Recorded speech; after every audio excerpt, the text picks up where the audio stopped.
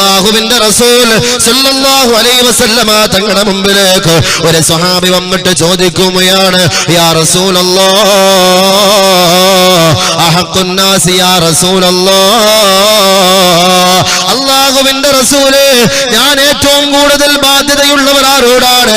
ഏറ്റവും കൂടുതൽ കടപ്പാട് കാണിക്കേണ്ടത് ആരോടാണ് നബിയേ? ഏറ്റവും കൂടുതൽ സ്നേഹം കാണിക്കേണ്ടത് ആരോടാണ് നബിയേ? എന്റെ ഉപ്പയോടാണോ, എന്റെ ഉമ്മയോടാണോ, എന്റെ ഭാര്യയോടാണോ, എന്റെ മക്കളോടാണോ, അയൽവാസികളോടാണോ?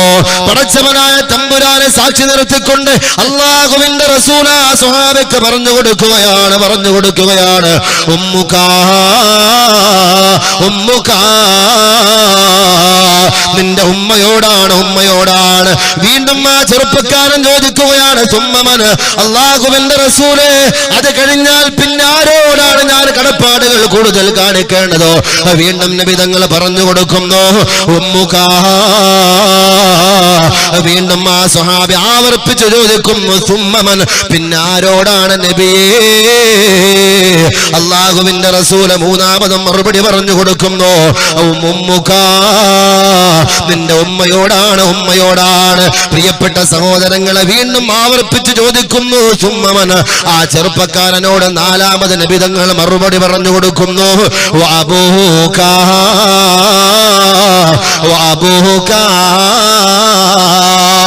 നിന്റെ വാപ്പയോടാണ്, പിതാവിനോടാണ്, ഉപ്പയോടാണ്.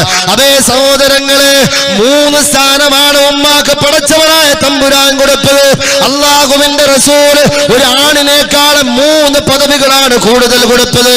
അവേ എന്റെ പ്രിയപ്പെട്ട സഹോദരങ്ങളെ, ഇതേവരെ പെണ്ണിനേക്കാൾ പദവികൾ പടച്ചവനായ തമ്പുരാന് പുരുഷന് കൊടുത്തിട്ടില്ല. എന്തുകൊണ്ടാണ് 3 പദവികൾ കൊടുത്തതിന്റെ കാരണം എന്തെന്നറിയോ? ഒന്നാമത്തെ പദവി കൊടുക്കാനുള്ള കാരണം അത് ഗർഭം ചുമന്നതിന്റെ പേരിലാണ്. ഗർഭം ചുമന്നത് 10 മാസം തള്ളയാ, പ്രസവിച്ച വേദന തിന്നതും അവർ തന്നെയാ, പാലോട്ടി വളർത്തുന്നതും അവരാണ്. ഈ 3 കാര്യം ഉപ്പയിൽ ഒഴിവാണ്.